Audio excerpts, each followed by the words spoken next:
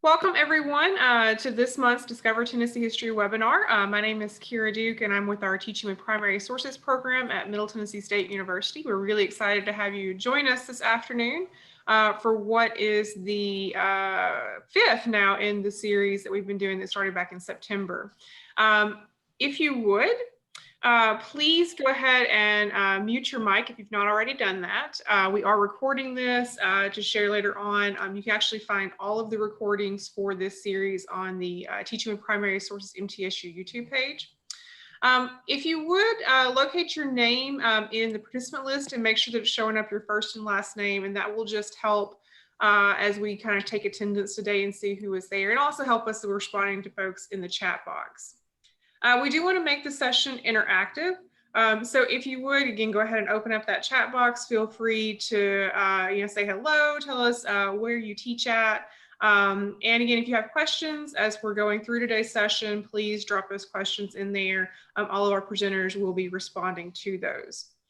You also have the option of using the reaction buttons, and you can locate those towards the bottom of your Zoom screen. We're not doing any polling today, but we do that occasionally in some of our sessions because we try to make these as interactive as possible. And we do have a Padlet for this entire series, and so you can find all of the resources that we've been sharing in this Discover Tennessee History webinar series on this Padlet page. You can either use the link here or the QR code that's there will both take you to that Padlet.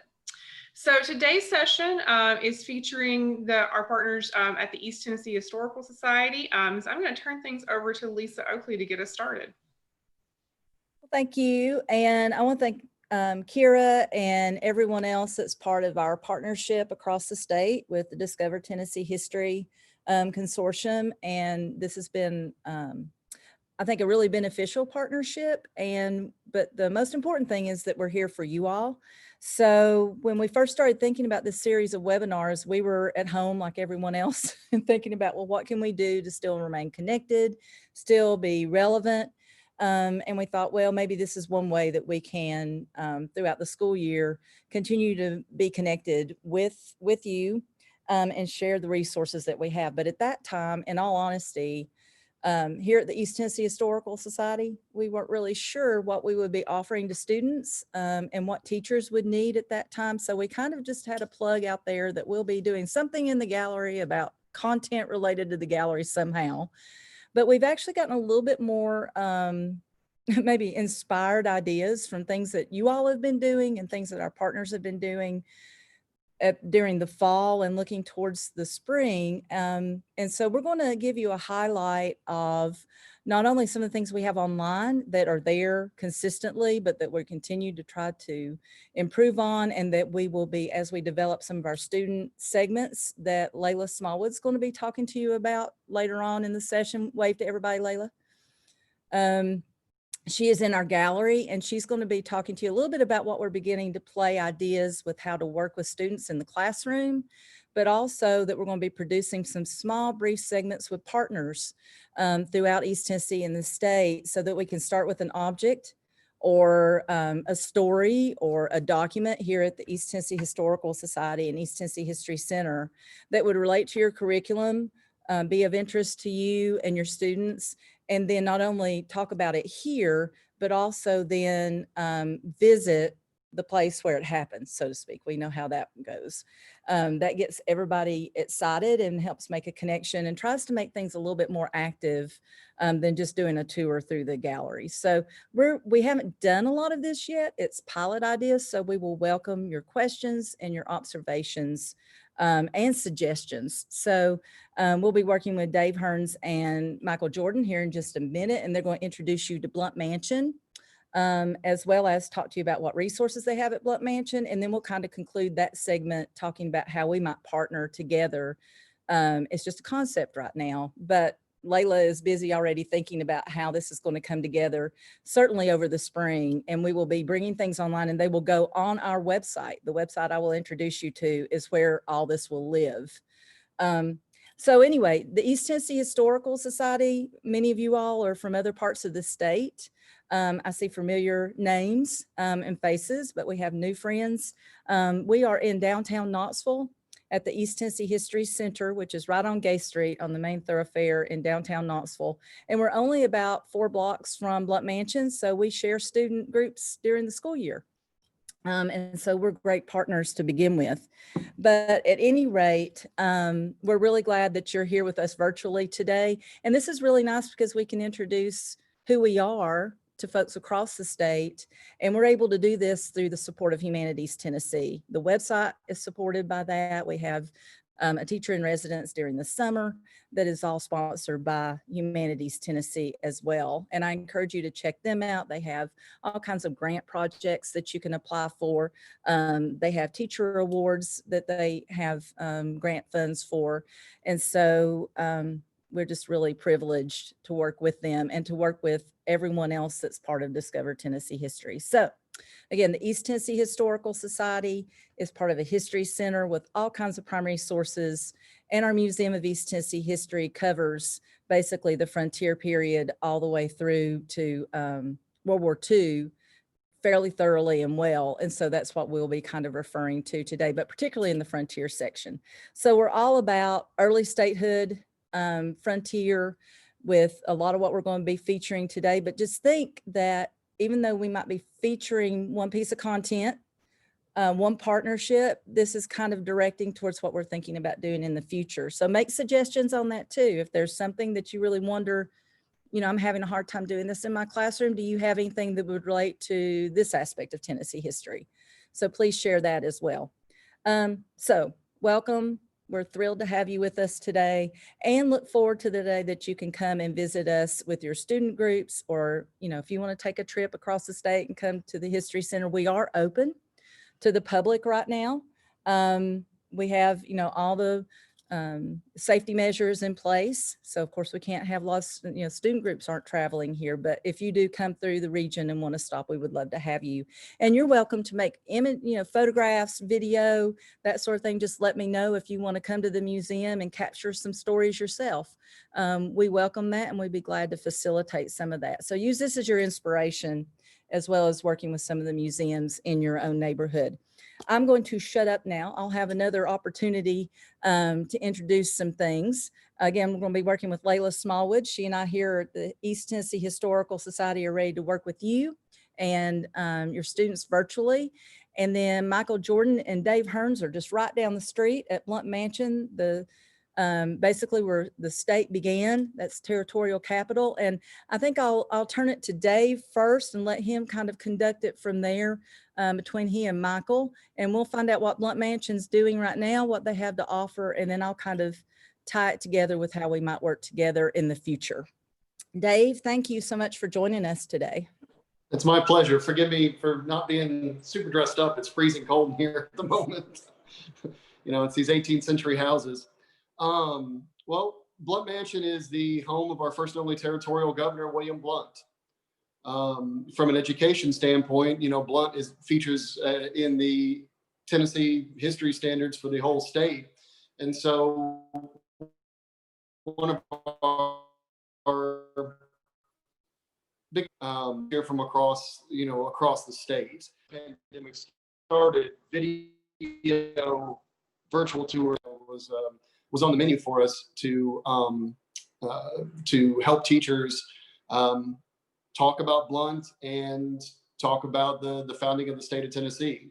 So at the moment, I'm in our kitchen here on site, and just to kind of give you an idea of some of the things that we're working on, are a series of videos and lesson plans to talk about a wide variety of topics, but specifically one of the more recent things we've been doing are specific offerings having to do with the enslaved peoples of the mansion. So it's a very timely topic, and I'm very proud to say Lisa had a lot to do with doing a lot of the research that we had, and was very groundbreaking research in the late 90s. But we're trying to expand on that and expand on the way that we talk about the enslaved peoples of the mansion and the way that we are including them in the day-to-day story. At the Recently, the thing that we're focusing on are physical reminders. And I don't know if anybody saw the article that was done recently, but we found fingerprints in some of the bricks here on site. And that gives us a perfect physical reminder to base our, and Michael's put it up there for you to see, a perfect physical indication of the enslaved peoples that were here on site. And so we are using this as a catalyst to create video content, to create content for teachers to use in the classroom, and also to spark more research, which will drive more content down the road. So Lisa, can you hear me? Yes, I sure can. I think that this is an area that we're really excited in partnering in, because as you can see, the scene right now on the screen, that's ETHS education. Some of y'all might be able to see that. I know we have it on speaker view, but you can go out to your gallery if you need to find it. But we do have objects in the gallery that come from the archaeological investigation. You see the small pieces that are in the exhibit case. Those archaeological artifacts came from the excavation of the slave quarters at Blount Mansion. And so this is an example of where we'll start with artifacts that are in our collection or in our exhibit, and then be able to go out to Michael and Dave and let them talk about where those things came from and how it fits to the story there. And Dave, anything you want to follow up on that? Well, the amount of artifacts that were taken out of the ground, not 15, 20 feet behind me on the other side of this chimney, really were a window into the lives of the enslaved peoples of the mansion. So there's a lot that we can say about those that show, basically we can talk about day-to-day life. And so, there's pottery, there's beads, there's a lot of different items that we can talk about that really put a human face on people who, probably died sometime in the early 19th century. Yeah. So it makes it relevant to the students, and it might not be that it ties clearly and directly to something that you're, to the wording and the standard, but just to place something in context and show the students, and do a little bit of artifact reading, but just getting a sense and a context through, seeing a place. If we can't physically get there, which we would love for you to physically get here, but if that can't, we're going to try to make it come to life as much as possible. Yeah, and any kind of connection that you can make for your students, that is between the life that the students lead today and the lives of people in whatever time period you're studying, always is going to make it stick, make the subject stick that much more. So.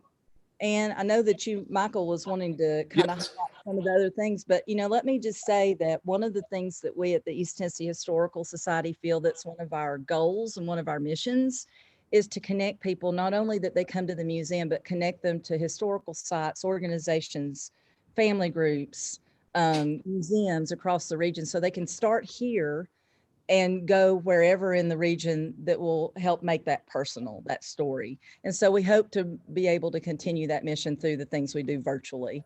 So this is just kind of a snippet. We don't know yet what this will look like, but it'll have both components, what we have at the East Tennessee Historical Society and Center. And Layla's going to talk to you a little bit more here towards the end of our visit together. And she'll be talking to you how we've already started pulling some lessons together. And so just imagine that it'll be a twofer. And we'll have a segment up that'll be both at the museum and at Blount Mansion, featuring the story of the enslaved peoples, and how we've documented that story, and maybe even about the Constitution and about the other things that you all have and offer at Blount Mansion. And Dave, I didn't know if you and Michael wanted to highlight some of the things that you all. Yeah, Michael. Yeah, let me share a screen with you here. My name is Michael. I'm the Director of Marketing and Public Relations at Blount Mansion.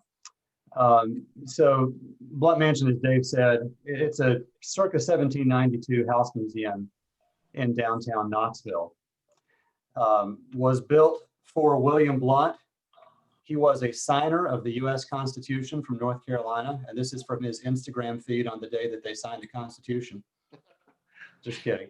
There's his signature on the signature page of the Constitution. So Blount was appointed by George Washington to manage the federal territory that became Tennessee. And he had to make peace with all the Native American tribes that were there so Native Americans could come in. So we're able to tell a story about the negotiations that happened between the settlers and Native Americans.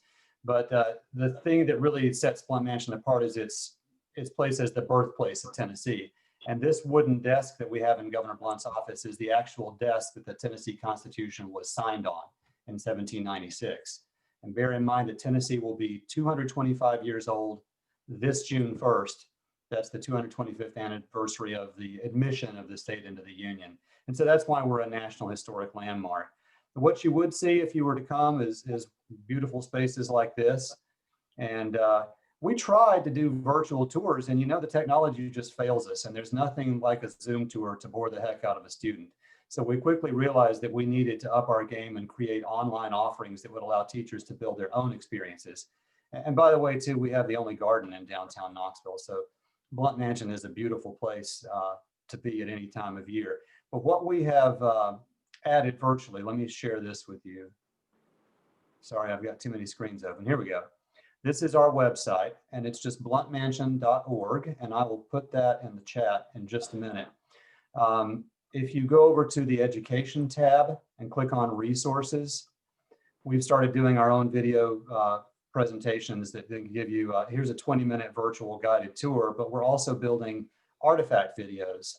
And Lisa and Layla will be glad to work with y'all to create partnered videos that are professionally produced that talk about things you can see at ETHS, and you can see something that's related to it at Blount Mansion and how they come together.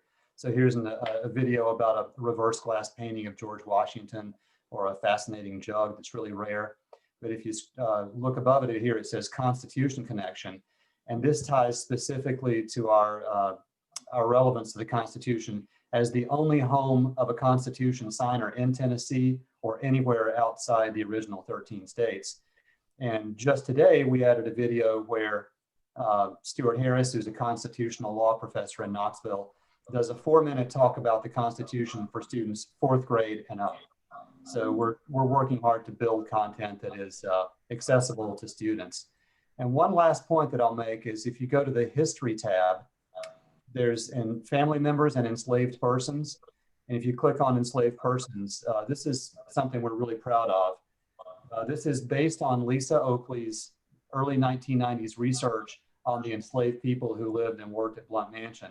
So we've had an artist create conjectural silhouettes, kind of modeled after what Mount Vernon has done. And you can learn about each of the people that Lisa's research uncovered. And we're going to work this into our exhibits and our programming too. So there are, this is a way that we can connect documents and the research that Lisa did to the actual place, and then the artifacts that are at ETHS. And we also have brand new high definition scans of the original 18th century documents that the research was based on. So we envision maybe even being able to create virtual activities where students can look at source documents and learn how they lead historians to write things like this and understand what they see at the site. And, I think what's really important for all of us to realize is that there are a lot of museums and historical sites, state parks, organizations across the state and in your own community who have resources that perhaps they might not have staff that's developed the materials that they have at Blount Mansion. Blount Mansion is an important and significant state level site and national level site. But, think about reaching out. Again, you've seen some of the things that Blount Mansion's been able to develop. Not everybody has those already on their sites, or they might not have the staff to be able to do that, but perhaps there's a way that you can go and capture, a story through even with your iPhone or with making photographs, share it back with that organization and with that museum and see how you can grow something. So I think y'all have done an incredible job. How many full-time staff do you have? Well, now we have 2. Now you've got 2. Yeah, we had 1.5 up until January 1st, and now we have 2 full-time staff. Yeah. And so congratulations. I mean, great resources. And Let's just give a second to see if you have a question, because they might not be able to stay on for the whole program. But if anybody has a question for Dave or for Michael or for Blount Mansion, go ahead and place it in the chat. And we'll make sure that we get that question answered, or we can forward questions on as well. And we do have the website put up. Michael got that put up. And again, we look forward to in the future kind of telling that extending that story about the enslaved peoples to where we have primary source material from the History Center paired with the visit to Blount Mansion, so that the kids can study an artifact, study some documents, and then pairing that with actually going and seeing the kitchen and, introducing the story of Isabella and, Nan and Sal and Cupid and, the folks that lived there and made Blount Mansion work and function. So anyway, anything else that y'all want to share with us before we go on to looking at some website stuff? Well, we're always interested in feedback from teachers. So anything that teachers have to that want us to know, would like us to create, would like us to do, we're always listening. And so feedback is very, very important to us. And we're not idle on it. When somebody has something to say, we generally try to incorporate it or create it. And the other point to make is that this Blount Mansion is where Tennessee starts. So our story is part of your standards. It's 5th grade, 2nd semester in particular, but the whole story of Tennessee relates to Blount Mansion. So it's relevant to everything you teach statewide. It's not just for Knox County students. Exactly. Yeah, and Dave's in the kitchen. We actually shot another video just a couple of months ago, how to cook a historic dish in the kitchen. And we have a recipe that we can share with teachers and an easy set of ingredients. You can actually cook it with your students, or in the case of a school down the street from us, they sent it home with the kids for Thanksgiving. So the kids got to eat it at school, and then they went home and cooked it with their parents. So we're excited about ways that we can make history accessible and tangible for kids too. Well, I thank you all both so much. And I think it's really interesting because a lot of us in historic homes and in museums, kept thinking, oh, well, one day we'll do this, and one day we'll do this video, and one day we'll do this virtual whatever. Well, that one day hit real soon. And so I think y'all been able to pull together some really creative ideas, and thank y'all for your hard work. So any questions? Well, I didn't see anything posted, but we'll relay questions if there are any. And folks, I'm sure will be interested in seeing what we pull together. So thank you all so much for being with us. No worries. Thanks for the opportunity, Lisa. All right, y'all take care. You too. Okay. So this is just an example of one of our partners that we work with through the Historical Society. And now I'm going to just take a minute to show you some of our online materials. I think at one of the last sessions, or the State Museum session, that was just incredibly done about teaching hard history in the classroom, which I just want to, I think all the sessions have been incredible that we've offered, but I really appreciate the hard work and the teachers' input on that session. If you didn't have a chance to see it, we have recorded them. But one of the teachers mentioned, actually, I was tickled. She mentioned our website as having information on Tennessee history. If you're looking for content, if you're looking for resources for your students. So what I'm going to do is I'm going to share my screen. Hopefully everything functions okay. And I'm going to go out. I have to clear that out. And I'm pulling up the Padlet. So I hope everybody can see that. And what I'm going to be doing is we have under our session here, just about everything we're going to be referring to is on the Padlet. And so you'll see me kind of navigating through the Padlet because I just want everybody to get familiar with it. But just to begin with, I wanted to show you the Teach Tennessee History Education webpage.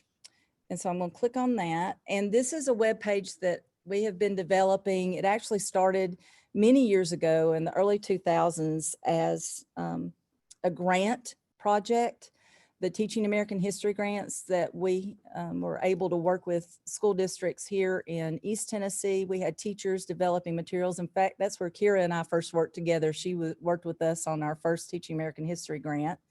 And so teachers were starting to put materials up on a website for that. And then about 2014, we took that website and really made it user-friendly for all teachers across the state to use. And Rebecca Bird from Sevier County is kind of the webmaster on that. She's the person that kind of keeps it up to date and functioning. And so every summer she works on it. And 2 summers ago, we developed, and she worked on what we call our Tennessee history text. And I'll just open that up. It's in 2 sections and it's not real pretty. It's basically a PDF. We have some introductory pages to it. And this is through the support of Humanities Tennessee. We're very grateful to them. We have a table of contents, and then it just starts out, Volume 1, Prehistoric Tennessee. It's got footnotes so you can go find more information from museums, from the student blue book that the Tennessee State Library and Archives has also developed, which Rebecca edited for them. And it's, like I said, it's not real attractive, but this is a source that you can use to go and get your bearings with Tennessee history. And it's all coordinated. She spent time on the things that are in the standards. So it might seem like it jumps around a little bit, or it might be abbreviated on one thing, but that's because there's less time spent on that in the standards. So just wanted to make sure that everybody realized that this great source is there. And we're thankful for it, and thankful for her hard work on that. I'm gonna have to move this down so I can actually see where I am. And so you have 2 sections of that, and simply on our website, it's just Tennessee history text. We always try to figure out, well, what should we name things? And we always come down to the fact that, you know what, we should just name it what it obviously is. And also our artifact lessons, we're going to find out more about our artifact cards when Layla works with you all here in a little bit, and they're found on this link, artifact lessons. You just click on it and go down the page, and we have artifact cards for you. And she also has a link on the Padlet that goes directly to these. And she's going to tell you some more about these shortly, but they can be done, used. Again, they cover a lot of different content. The artifacts are objects. The images on each card are objects from our gallery space. So some of these things will have these little videos that we're developing to go with, but they can be good for center work, for extension activities, any number of things. You can probably imagine things beyond what I could on how they work. And as you look, they go all the way up to the 1960s. So that's also on our website, just under artifact lessons. The workshop materials is kind of a hodgepodge, because this is the landing page I use when I do teacher workshops to go back and forth with lessons, activities. So we've got them divided out by era. And as you can see, they're kind of random. And that's because, you know, it'll be a lesson I'm doing for a workshop for someone else that is kind of a random piece. But go through and take a look at some of these lessons. Rebecca has done a great job of watching me do something in a session, and then she'll develop a lesson plan for it. She said, you know what, they can't all take you to the class with them. So it's got to be able to be replicated. So she's done a good job, and also created some things. And I know that, I don't know if she'll have a chance to talk about it right now, but Layla was looking at the Frontier Figures bell ringer for some of our lessons, so that we're going to be doing virtually. So anyway, the teacher workshop is just something to explore and take a look at. You can look here on the left. We also have things about buying historic objects, teaching history with children's books. So it is random. The last thing that I will mention here before we talk about gap lessons are our curriculum materials. So they are by era. And let me just click on American Revolution. There is an essay for all of the items that actually in the prior standards that were even more detailed than these on Tennessee topics and people. We developed an essay that addressed most of the main people and places and events that are mentioned in the Tennessee history standards, or I should say, in the social studies standards that relate to Tennessee. So we also kind of let these essays inspire the teacher text. These are just broken out into an essay format. So browse through those, and we also pulled some of the lesson activities from that workshop page to the different eras that they relate to. So each one of these landing pages for any one of these eras should have some interesting things to be, to think of, to throw into a lesson you're doing. Or we had to actually develop a map that we could use. Sometimes we have to create something because we can't figure out how to do it, can't find it somewhere else, or having a challenge in the classroom. I'm sure that you understand that. So just take a look at these when you're coming up to a new era that you're working with, or a new topic, need background information, go to our teacher text. If you want to see if there's something more specific or a lesson on it or a new idea, then go out to the curriculum materials and to the appropriate era. And then we also were thinking during the spring that there's going to be a challenge at the beginning of the school year with gaps, with the students that were out of the classroom in the spring. What maybe did they not catch up to coming into a new year, especially with some of the curriculum changes. So Rebecca made it kind of pull some materials together here by topic that will again pull material from other places on our website.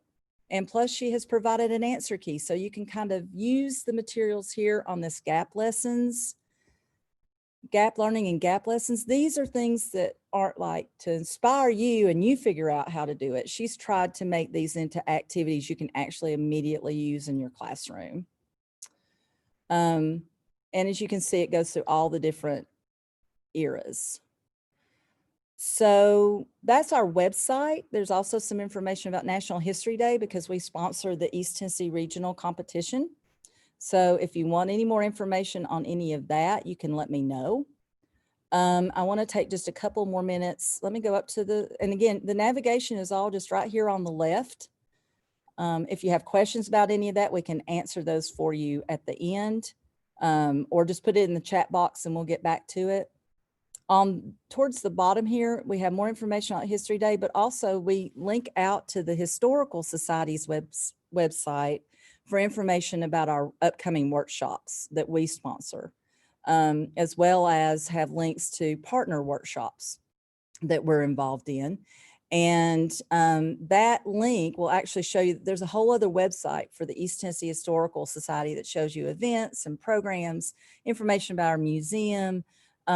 Education is only a very small part of that, but this link is where you find our student program information as well. So we have a lot online to offer, and I know that that's kind of confusing, but just to go back to the Padlet, you can see again that both those websites, this is the Historical Society's website that has our student program information, and then this is our teachtnhistory.org website that I just showed you. The last thing that I want to mention, and then Layla will talk to you about our Facebook page. The other thing that we did when we were all working from home remotely, trying to figure out, number one, how are we going to connect as a staff and work? Well, we all got introduced to Zoom. And so we thought, well, this Zoom thing is kind of interesting. Will it help us connect with our members and connect with the public?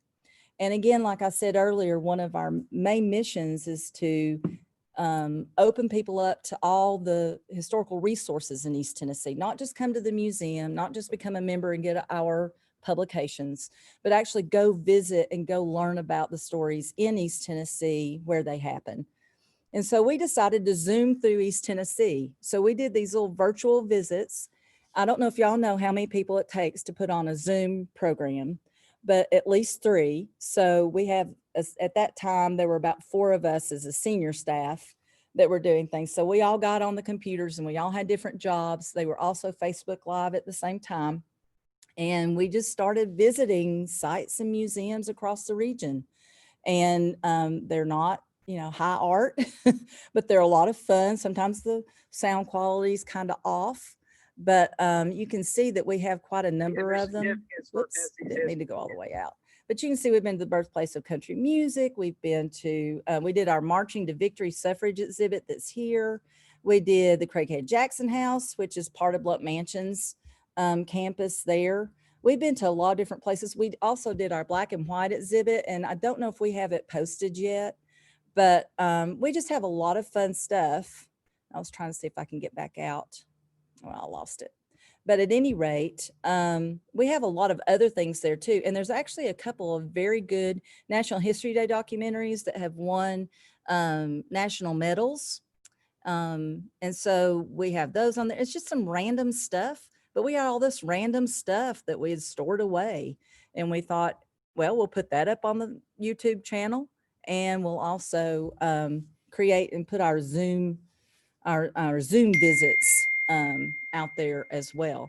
So those might be fun in your classroom. Most of those are about, as you can see, they're about 40 minutes, but some of that's introduction. So you can kind of zoom past it, if you will. And then the end is usually question answer. So the actual heart to the visit is usually about 30 minutes. So I wanted to make you aware of those. And again, going back to the Padlet, everything is right there for you. And I think what I will do from there is kind of get reoriented a little bit. I'm going to stop my share for just a second. And I'm going to introduce Layla Smallwood. Layla is our education program manager, and she has been here all of, has it been 2 weeks now? A little over a week. I started on the 4th. So. And she already has developed a program that will be done tomorrow, a virtual program with one of our elementary schools. So she's going to talk to you a little bit about that process. So I just want to say congratulations and thank you. You've done an incredible job with that. Is there anything you want to clarify that I have talked about, or anything that you want to refer to that we've already talked about before you get started? And then I'll share here in a minute to show the things that you want to share. Yeah, I think we're just going to go straight into what we're doing. I do want to warn you guys that I'm working off of 2 computers because I'm reading the chat on my own computer and then working off of the iPad so I can move you around. So if you see me looking down, it's because I'm reading your chat messages. So just kind of hang with me on that. Can everybody hear me okay? Yep. Awesome. Okay. So like Lisa said, my name is Layla Smallwood. I'll be working with the school programming here. I'm super excited to be with you all today. Thanks for powering through the afternoon and being with us. So we're focusing on what I'm talking to you about today is school programming that's standard specific at first. So we're going to look at standard specific programming, and then some stuff that we're going to offer virtually that's going to be aligned to standards. You can pick and choose what you want. So our main goals in this, like Lisa said earlier, we want to make virtual learning fun, engaging, and accessible. That's what we're looking for. How can we make this work for students and for teachers in the virtual world and in the in-person world? So the activity I'm sharing with you today, like Lisa said, we're going to do this tomorrow, so we'll see how it goes. We're going to be working with 4th grade students. They're so much fun. So the activity I'm sharing with you guys today is for a 4th grade classroom, a local 4th grade classroom. So we're going to go through this activity, not all the way, but I will show you some of the strategies, and we're just going to kind of talk through it and then move on to a few virtual programming ideas. So the standards we're working with, they gave us 2. We're just kind of picking from the 2 what we're going to talk about based on our museum stuff and based on the Tennessee connection. So we're working with a standard that asks students to identify the major causes of the War of 1812. We're also working with a standard that asks students to know about the significance or point to the significant parts of Jackson's presidency, like Indian removal, like the Trail of Tears, and keeping the Union together. So those are the 3 pieces that we're kind of looking at with this. The standards, as you guys know, they usually have like 19 different bullet points under one standard, but we're just going to focus on like the broader piece here. So with these standards, we're going to start with these students and ask them to look at 2 images. So Lisa's going to share 2 images with you guys. This is on the Padlet linked as well. It's a Canva document, so you can look at it, you can print it, whatever you need to do, you have access to it without logging in. So what I want you guys to do, we're going to do just a basic, I always do this, a see no wonder activity, because I say this every time. It's something everybody can come to the table and do. So your students may not know who these people are, but they can tell us what they see, right? They can come no matter what their ability level is, no matter what grade level we're teaching, they can tell you what they see on the screen. I'm sorry, guys, I'm a hand talker. I'm struggling. So on this screen here in the chat box, let's focus on this first top picture here. What do you think your students would notice first?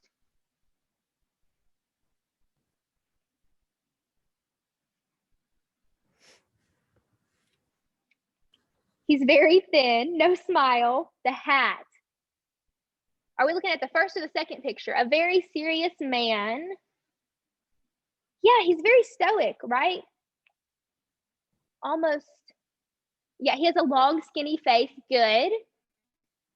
Fancy dress. Yeah, good. So these are all things our students can kind of pick out immediately.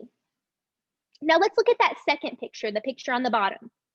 What do you think your students would notice first? The hat, yeah, good. Awesome hat, I know. His clothes, right? He has some kind of Native American clothing, like a frontiersman clothing. Animals, the dogs, good. So these are all things that our students would notice first, right? The rifle and the gun, yes, good eye. It's a color image versus the black and white. Yeah, there might have been a color JPEG for the top one. I didn't find it. Good. So we have sideburns. Good. High school students would definitely notice that. Good. So we see a uniform up top. All right, good.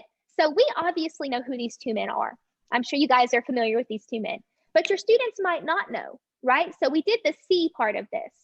We've observed the picture. We haven't brought them in any background knowledge. The no, now, you know who these men are. Put it in the chat box for me.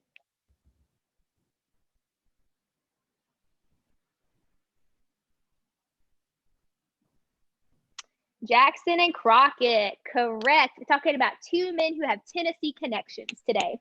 So our students may not know this. We may have, if you guys have done this before, which I'm sure you have, that no column might be pretty slim. We may not have much there yet, but we can always go back and edit at the end of the lesson. That's the great thing about checking for understanding activities.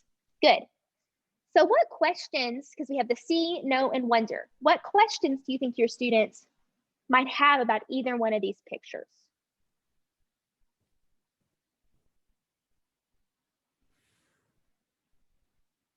Didn't these guys not like each other? Okay. Your students may not know that, but that's a good question. We're going to kind of get into that. Why is he dressed in buckskin? Good.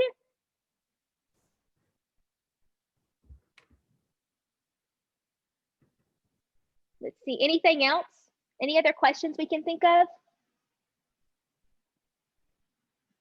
Somebody mentioned the military garb and the top, like that fancy garb up top, the outfit. Why are they important? Good. Why are we talking about these two men? Good. So yeah, this is an activity that I'm going to use with these fourth grade students to kind of get them into this topic. We're going to talk about Andrew Jackson and David Crockett and how they are both intertwined, starting with the War of 1812 all the way up through Indian removal. We see their lives kind of intertwined in their political decisions and the way they butt heads and disagree. Good. So we go all the way through this chart, the See, Know, Wonder chart on the second page there. And this is linked on the Padlet as well. This is something you could tell your students to draw. You can give them a version of this on the whiteboard, tell them to write it down, or you could print this off, whatever's easiest for you. So after we do that, we might use some probing questions for that wonder. What jobs do you think these two men have based on their clothing? Why do you think they're important? Stuff like that. So we'll be trying to use similar questions to gauge that prior knowledge and gauge that ability level and grade level understanding so we can kind of guide the rest of the lesson throughout these activities. We've also created this Venn diagram here. I'm a crazy organized note taker. I have to have every single thing like written down. So if my students need that, I like to provide that for them. So while we're talking, you know, Andrew Jackson, we know he was a president. Maybe your students say that. We can write president there. I said they're both significant to Tennessee. They could write that in the middle. David Crockett was a frontiersman. We can kind of go through the lesson and they can add what they need throughout if they need to go back to it later on for studying, for talking about another topic, things like that. So just something for them to organize their thoughts, because I'm always about organization.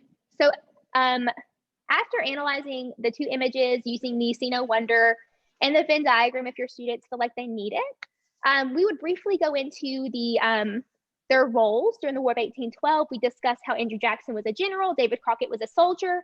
They're both fighting in these battles, and their relationship also after the war regarding policies on Indian removal. So we'd go into that whole relationship and how it intertwines.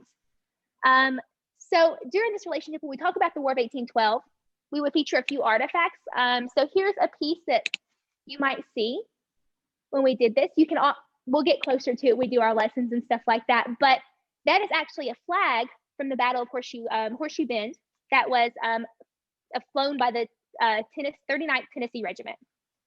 So we'd show artifacts like that to connect that these people were fighting alongside David Crockett and alongside Andrew Jackson, to make those connections to people and have them see an artifact that they can pull from. So we also, after kind of talking about their relationships, their connections, or while we're doing that, excuse me, we've created a bingo card. So this bingo card, I have 4 different variations. It's linked on the Padlet. That's just so you don't have 50 kids getting a bingo at once. You can have a little bit of variety within. But as we're doing this activity tomorrow with students and talking about Andrew Jackson and talking about David Crockett and how they're important from the War of 1812 up until the end of Jackson's presidency, up until removal when David Crockett goes to Texas, right? So they're going to have this bingo sheet that they can say actively engaged with and mark off things as they're going and just kind of organize their thoughts a little bit more, just so they know keywords as we're going through. So all these bingo cards have the same words on them. It's just, like I said, a different variation. So you're not hearing bingo 100 times in 1 minute. So this is something that we're going to be doing tomorrow, just kind of to keep up with engagement as we're doing this lesson. We're planning to introduce the Trail of Tears as a result of Indian removal, but we're not, this is only a 45-minute lesson we have with 4th graders. So anybody who teaches understands 45 minutes is gone so quickly. You can blink and it's gone, right? So we're planning to introduce that, but the Trail of Tears as a result of the Indian Removal Act, but we're not going to go into that. We're going to leave that to teachers, and that's up to you too. If you want to do programming with us, we're happy to tailor it to your standards and what you would like us to teach and focus on. So like I said, during that programming, we'll be showing images of Crockett and Jackson and encouraging students to analyze those images and ask and answer their own questions throughout. The charts and note catchers are just there to organize their thoughts, maybe go back to them if they have a test or to study or to review, things like that. And the bingo sheet is just there to keep them engaged. But these are all linked on our Padlet. In addition to all these activities, like I said, we'll be featuring the artifacts of this over here. We also, I'm going to turn you guys, have David Crockett's rifle Betsy right here that we'll be featuring in the activity tomorrow. So there are always ways to work in artifacts in these lessons. Let's see. So we're happy, like I said, to offer these virtual programmings for you teachers, using our artifacts from the museum, using documents, primary sources, things like that. If you have a question about a specific standard you want taught or a cost, or if we have this in our gallery, if we have it in any of the exhibitions, just send us an email. I'm going to put our emails in the chat box after I finish up here. Okay. So another thing that we're going to do, and Lisa talked about this a lot already, so I won't go too much into it, but we're going to do virtual field trips and partner with local institutions and sites and kind of investigate, whether it's an artifact or a site here, kind of investigate that local history piece. We're going to be offering teachers and students virtual field trip programming to explore sites and artifacts throughout. We're hoping to create investigative short 5 to 10 minute videos for you guys, because who can watch a 40-minute video every day? I can't stay focused for that long, and I know our students can't either. So something quick and short you can show your students that fits to your standards. We would like to make these as interactive as possible. We're going to use artifacts in our gallery and kind of wheel you around, go behind the scenes and show you these pieces, link in primary source documents, link in physical sites, so material culture like landscapes, things like that. We can bring in for you and your students to make this virtual. All this is going to be, those virtual field trips are going to be free on our website. I'm going to do it on Facebook Live a lot of times, and then we'll put it on our YouTube page and also on our Tennessee teachtnhistory.org page. So that's something you can use as you need in your class, when it fits to your curriculum, things like that. So we would love to know what artifacts and standards you'd like us to feature as we pilot this new program. So please give us some feedback in that survey at the end and let us know what'll work for your curriculum. So the final thing I want to share with you guys is I'll be sharing a few fun posts each week. Like I said, those artifact posts, it'll all kind of revolve around those virtual field trips and those artifact posts. And we'll have like a post at the end of the week to bring it all together. So last week, we're not starting this program until next Monday. So last week we decided to do something kind of fun and talk about the Battle of New Orleans. It was January 8th. We were commemorating that day. So we did a handout here. And this is what I'm thinking a lot of our Friday pull it all together for the artifact and virtual field trip investigations will look like. We'll have some context here, a fun fact or a did you know or way students can interact with sources. And then on the next page, we have an activity. So this activity involves students looking at the lyrics and listening to the music to the song, The Battle of New Orleans, and considering a few questions as they go through. So something you can just add in to kind of engage students a little bit more, allow them to have some autonomy in the classroom by listening to these lyrics and listening to the music and reading the lyrics, things like that. So I think these are going to be kind of, our posts on Fridays are going to be kind of similar to that, and they're going to all revolve around those artifact posts, those virtual field trip posts. So be looking for those on our ETHS Facebook page starting next week. Let's see. So if you have suggestions or topics, like I said, please send us suggestions. Please let us know what will work for you in your curriculum and how we can better serve you and your students throughout this spring semester. All right, guys, thank you so much for being with us today. Like I said, I'll drop my email and Lisa's email in the chat box for you all if you want to contact us. And please be sure to complete the survey. Give us some feedback about your programming, wants, and needs so we can know how to better serve you and your students this spring. Thanks. And thank you, Layla. You did an incredible job with that. And I mean, she basically did that in a week, pulling together the ideas. But that's what bringing together educators, that you all have been having to do this. You've been having to figure out, how do I best bridge this screen gap, this screen barrier between my students and myself, and with them, with each other. And so we're really trying to kind of mix it up. We did work with teachers at the elementary school that is going to be visiting with us. And so one of the keys to this is that they're going to be active while we're doing what we're doing. They have the outline, they have the materials, so that they're helping to facilitate things in the classroom. So please realize that if you want something to be successful, working with one of us as an institution or anyone else that you're inviting into your classroom to do a virtual program, see how you might be able to work together. Be aware of what it is that they're doing. And maybe you can think of a graphic organizer or something that the students can be doing. The teachers are actually going to work with their students with whiteboards because they have hybrid classrooms. So they have some of the kids sitting in the room and then some of the kids virtual. So they're having the kids that are virtual to actually, they'll do their work and hold it up. So the other kid, or if they have a question or an answer or something, they use whiteboards, individual whiteboards to share. So, think about how you can make this one effort on the part of everyone. So the Venn diagram was actually the teacher's suggestion, and they're going to have, we provided the graphic, and the kids will have individual ones, and the teacher's also going to have a master at the front of the class. So the teacher role, we depend on you all to help us make it the best we can be. And we also know that this is a pilot. Most of us are just trying things for the first time. But obviously we are here to respond to the things that you may need. And for us as a partner in this consortium, We have museum and primary source materials. We also have connections to the region, and we're happy to complement what you might have offered through another institution as well. But everyone that's a part of the Discover Tennessee History, I hope that you've gotten a sense that we all have a lot to offer, and we're just interested in helping you however we can. And on the website, she mentioned some of the artifacts like the flag and like the rifle. She gave you a link on the Padlet as well as on our website on those artifact cards.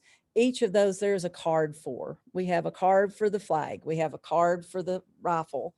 So, you know, that might be something you can immediately do is go and see how you can best use those. We have hard copies of those. If you're in the region and want to pick up a set of hard copies, I need to get a couple of cases of them, or if you would like for us to get them to you. We do have some hard copy sets of those, thanks to a grant from Comcast that we're able to work with. So I think that kind of gets at the main things we wanted to share. Please, if you have questions for us or anything that you want to suggest for the good of the group, please include it in the chat. We've talked a lot. We've shared a lot of perhaps ideas. Layla just posted our email addresses. She also posted the link for the teachtnhistory.org website going directly to the artifact cards. The Padlet is up for all the institutions that we've been having our webinar series. We all have a date with our links there. But please, when you find something you like off of the Padlet from any of us, bookmark it so that you don't have to always go back to the Padlet, and it can be something that you can go to easily from your homepage that you work from. Any questions from anyone? Or Kira, anything you can think to add to it? And we all want to thank Kira Duke. She's our producer. She's our mistress of ceremonies for all of our webinars. So we just appreciate everybody so much. And we appreciate everybody coming out to join us today. So anything else that anybody that's participated today or any of the other partners, we do have just a minute. If anybody wants to throw in there to something that I might have missed or that you want to say that relates.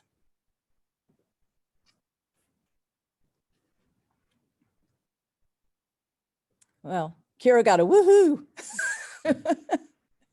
Well, we do want to again thank everybody for joining us today. And again, as we move forward in thinking about what type of programming that our Discover Tennessee History Collaborative can offer for this year, if you guys have suggestions, we would love to hear that. Everyone's kind of in a wait and see mode as far as thinking about whether we'll be able to do in-person events later in the year, which we're hopeful that we'll be able to get back to that sooner rather than later, but we're very mindful of wanting to do what's safest for everyone. So again, if you guys have suggestions, things you would like to see, please let us know. We would love to have that feedback from you. So let me just share a couple of things with you as we wrap up, because I know we'll be very mindful of everyone's time. I know you've had a long day already. So again, just a reminder, you have the Padlet there that has been referenced. And again, that's a great resource for going back and finding the materials for all of the sessions that we've been doing. We do have 2 more sessions coming up in this series.